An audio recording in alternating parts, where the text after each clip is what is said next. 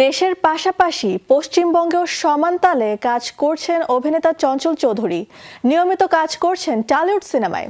সম্প্রতি শেষ করেছেন ব্রাত্য বসুর শেকর এবং সুমন মুখোপাধ্যায়ের আজাদি সিনেমার শুটিং। এরই মাঝে জানা গেল প্রায় 2 বছর আগে মুক্তি পাওয়া চালচিত্র সিনেমার প্রিকুয়েলে অভিনয় করতে যাচ্ছেন চঞ্চল চৌধুরী।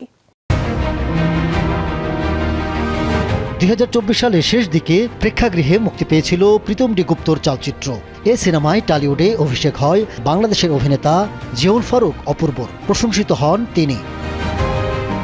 এবার চালচিত্রের নতুন চমক হিসেবে যুক্ত হলেন বাংলাদেশের চঞ্চল চৌধুরী।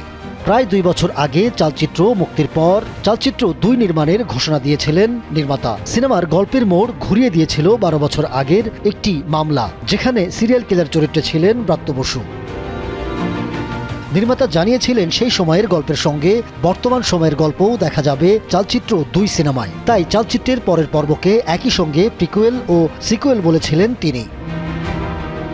তবে সময়ের সঙ্গে বদলে গেছে পরিকল্পনা। এখন শুধু ওই সিরিয়াল কিলারের গল্প দিয়ে লেখা হয়েছে চিত্রনাট্য। পরিবর্তন এসেছে মুক্তির মাধ্যমেও। সিনেমা নয়, বরং সিরিজ হিসেবে মুক্তি পাবে ওটিটি প্ল্যাটফর্মে।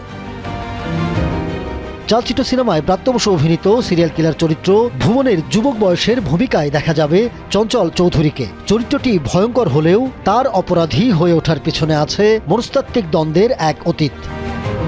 এবারও প্রধান তদন্তকারী অফিসারের ভূমিকায় রয়েছেন টোটা চৌধুরী।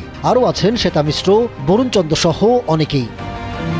ইতিমধ্যে শুরু হয়েছে শুটিং। দ্রুতই যোগ দেবেন চঞ্চল চৌধুরী। সব ঠিক থাকলে আসছে দুর্গাপূজায় মুক্তি পাবে চালচিত্র 2। Ahmed Tauquir, showbiz tonight.